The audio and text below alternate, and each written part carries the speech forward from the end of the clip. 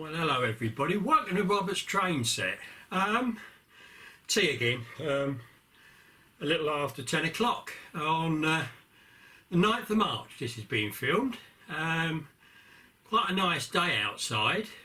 Sun's out, clear blue sky, and believe it or not, we've got this up to about 53 degrees in here. No heating on. That's just the sun on the roof, I would assume, because it's been nearly 35 in some times when I've been up here in the last few days.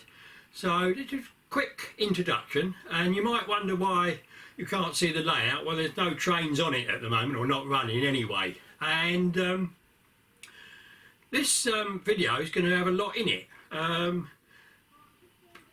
Primarily it's to introduce you to my other new locomotive. Although, as you saw with the title, that was in abbreviations, wasn't it? Reason for that. Also, the H1, after its additions in the last video on the buffer beam and wherever, I've added some more to it, so you'll see that. And that'll be pulling a different train to last time. I've got a little shout out for a chap. Now, I'll explain why I've done it at the time I do it. I've got some additions to the layout. If you remember, I won a prize with Uncle Wilmer, and I had to sort of make it up, which I've done, but I wanted to paint up some of the stuff that was already on the layout. So I've done that, and I'll show you some bits of that. Is there anything else? I think that's about it really. I don't think we'll be doing much more than that, but it's quite a bit to get through, so bit of a short introduction. I'm not going to blabber on, and we'll get on with the videos. Okay everybody, cheers.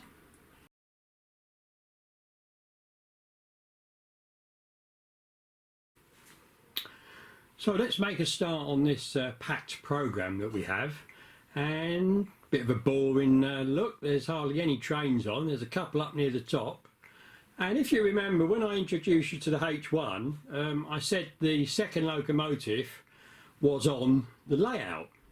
So I'll now pan in a bit and lift up the camera a little bit. There we have the 101 DMU in the station, but if we go up a little bit more, where the DMU used to sit, if you can see it nestling in there,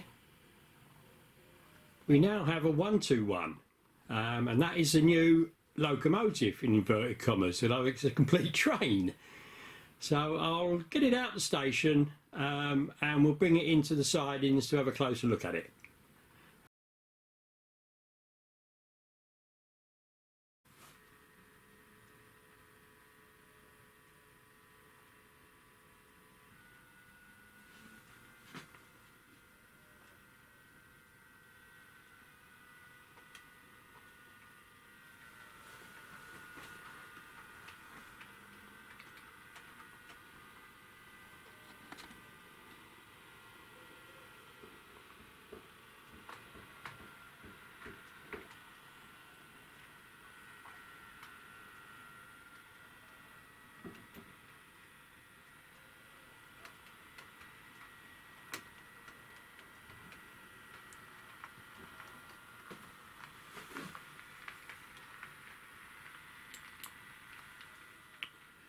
So here it is in the mini fiddle yard, really, isn't it? The first fiddle yard, or if you like, the scenic bit of the fiddle yard, which is a bit of a contradiction, but there we are. And this particular model, it's a class 121, and it's obviously a single car DMU, and it's in BR Network Southeast revised, and it is slightly different to my two car 101. It obviously does have DCC sound, and I wouldn't buy anything else less, would I? Not very often anyway. And this model was $229.50, which is a lot less than the H1. But I will talk about that in a little while, just to show you, I suppose, our prices have gone up perhaps. This This one, as you can see, has got no passengers in it, whereas the 101 did have some. so immediately you're getting less for more, I would say.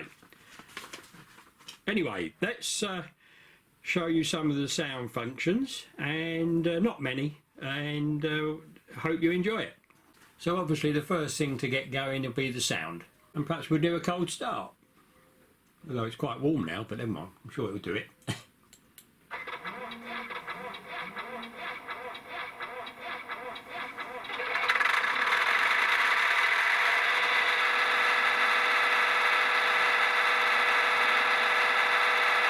Finally, a bit of a fierce choke.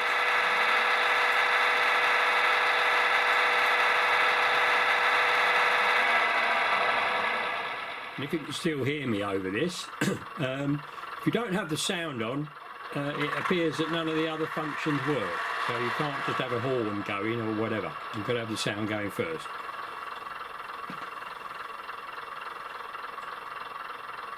And then we obviously have a horn. And a guard's whistle.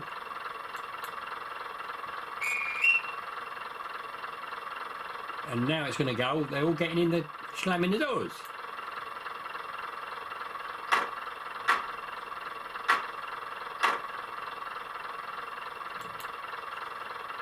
And if it was raining, you could have the windscreen wipers on. I don't know whether you're going to hear them.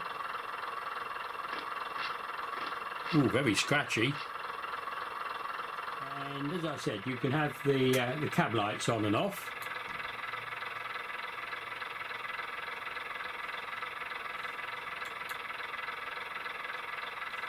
And obviously what's missing at the moment are directional lights, so we better put them on. There we are. Now on this particular model you can turn the directional lights off either end. So this end is no exhaust, so I can actually turn them off and on again. But the other end would have stayed on. I won't show you, but take my word for it, please. And the other thing you can do here is you can do the destination light. On or off, either end. Identified by no exhaust or exhaust. So, lots of functions. In my own mind, I would like them all to be in one, so that the destination board comes on, you know, whichever way it's going. I know it would be nice if it's not in service to not have the destination board on, but yeah, it's a train set. I suppose some people would want to be able to have control of that. And you can obviously turn off the interior lights that are on at the moment. So the saloon lights they call them, so we can turn those off. There we are. Or they dim rather, don't they? Very, very nicely done. So I think it's time to give this a little run on the layout to show you it running. So we'll take it away from here very slowly. We'll have a little bit of a horn.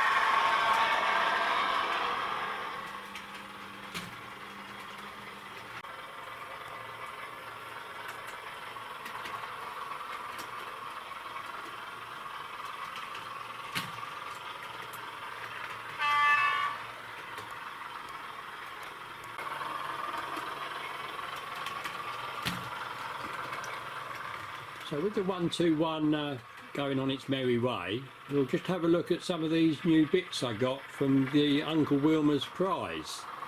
If I pan down to the unloading sheds and zoom in slightly, as you can see, we've got some pallets, three packing cases and some oil drums that have been left there to, I don't know, wonder what they're going to do. So I'll now relocate over to the engine sheds, and we've got some cable or the pipe and a couple of oil drums again, one over on its side. I wonder if they've used that one. So if we follow the 121 on its merry journey and then pan across to the station,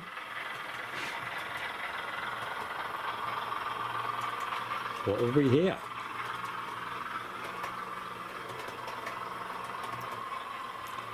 Is my newly painted tractor unit and trolleys, and if I just pan in a bit, as you can see, I've got a dark blue and light blue colour regime on this, and I've obviously got our chap sitting in there driving it, and on the pallets, which are basically dark blue metalwork, and then the light cream wood inserts or whatever they might be, they're probably painted. We've got some of those packing cases and some oil drums, so that's pretty good. So I relocate again. Got an overhead shot, and you can see another chap here driving this one, and we've got an oil drum and another packing case, and the other black bits are the winding for the crane. They've been misplaced, so they've got to get them back to the crane. And if we just pan up a bit, I think the old DMU will just go underneath us. There we are. And as you can see, we've got our Bedford lorry here with some bits in, and the workmen have now got all the equipment to get that hole finished, hopefully. They've been there so long, they've been waiting for this equipment to turn up.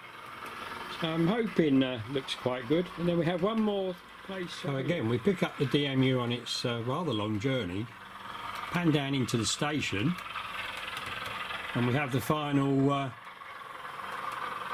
tractor and trolley unit here. Nothing on it in this one, it's just sitting there waiting, ready for another load perhaps. So I must say, it's got me going, winning this prize to paint these. I've been on the layout for years, well, since I bought it really, and never done anything with it. So I think if I just pan slowly across, and we may just possibly pick up the DMU carrying on. There he is, she is. So it's quite a nice scene, I think, now. It's just certainly livened it up a little bit. So I think I need to thank Uncle Wilmer for doing that draw, and for Barnabas Junction, Jason, getting it for me, or getting the voucher for me, and Scale Model Scenery for making them, and me putting them together. So great, thank you everybody.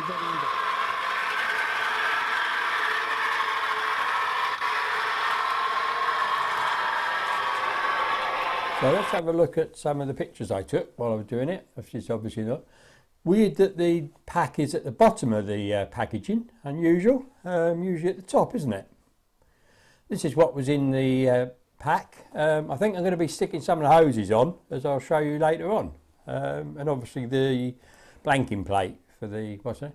So this is the front, and I know you can't see it very well, but the dearth of detail on the buffer beam is as good as the, what's the name, you see a little bit better here. So I think the couplings will be coming out, and some of that stuff will be going on, because I'm only going to run this as a single unit. I think the detail under the body is good with the engine and everything, and it's a fine looking model. I do like it, and yeah, I like it. And the interior is pretty well done, actually.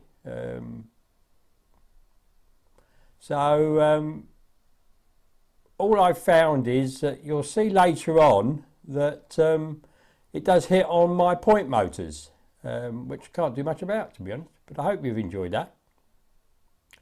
So we're now going to go on to my shout out, and this is for Paul Vosman, and this is his homepage. And I picked him out because he gives you a bit of a laugh. He's got a lovely layout. It's really good, really good. And he's got some nice engines as well. But he also does a few jokes, and in the vein of Tommy Cooper, and he almost sounds like him sometimes. So this is all his stuff. They're very short, and he does them on his mobile phone, most of them. So just giving you a little flavour of what he does, and here's a bit of what you see. Now I'd like to show you my DCC powered Black 5 or 5MT. This is a beautiful Loco. I only have two DCC, as I said before. I have Viking, a Type 37 or Class 37, and this beautiful 5MT. So let's see her running around.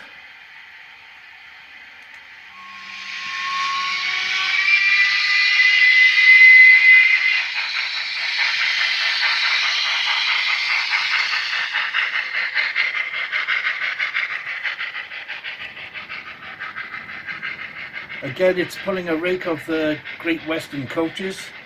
As I said before, I don't have a great selection of coaches, so I have to double up sometimes.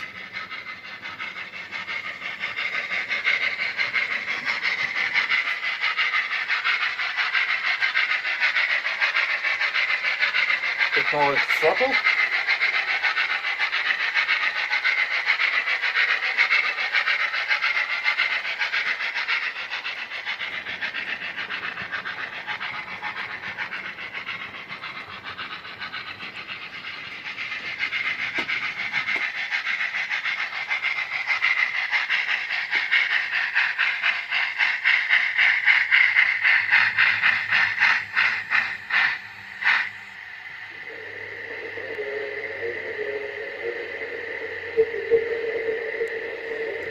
Okay, so that's my only steam-powered DCC controlled locomotive.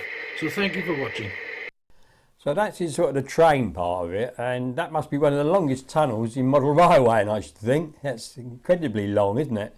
But that's a nice loco he's got there. And now I'm going to show you a bit of his comic one. So you can see this in its entirety. Quasimodo was up in this tower, and the tower caught fire, and he was stood in the open window screaming, "Help me, help me!"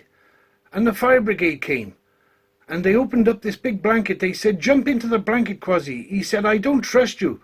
I don't trust you. You move the blanket when I'm not looking." "No, we won't. We'll catch you in the blanket. You're safe, don't worry." He said, "I don't trust you.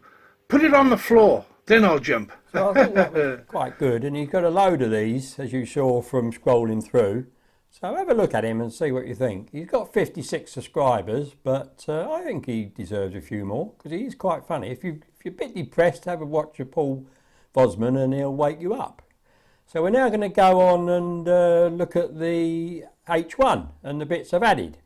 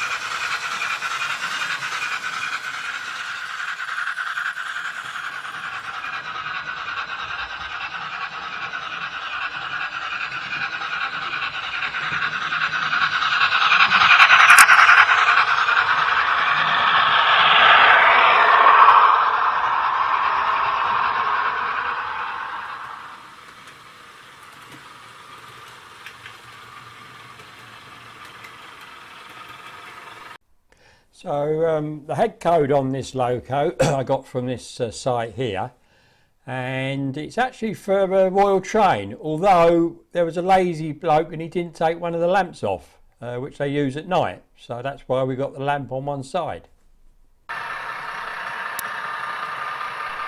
So I now want to say a little bit about the cost.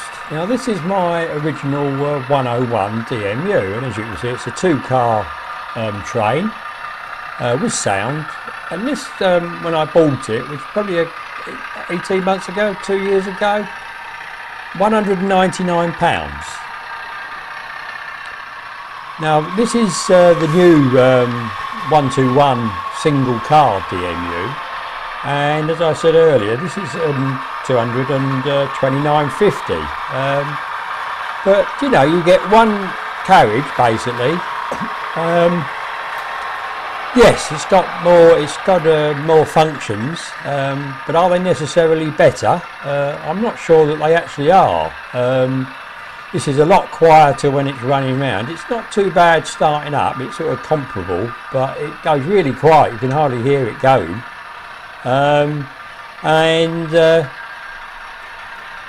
course the 101, if you look in the carriages of the 101, now this is the DMU, the new one, and it's completely empty, although it's nice inside, I agree, but the 101 has people in it, as you can see here, and notwithstanding that, these are passengers obviously, but the 101 has a driver as well, which, you know, Bachmann usually supply, don't they? They do in most of their Locos, but in the 121, no driver, and he's not at the other end either. So yeah, bit of a letdown. So the front of the 101 is fairly plain, and I have got the windscreen wiper missing. I don't know what happened to that, somewhere I suppose, I don't know. The front of the 121 is, I must admit, a lot more realistic and looks a lot better, but obviously it's a newer DMU, isn't it?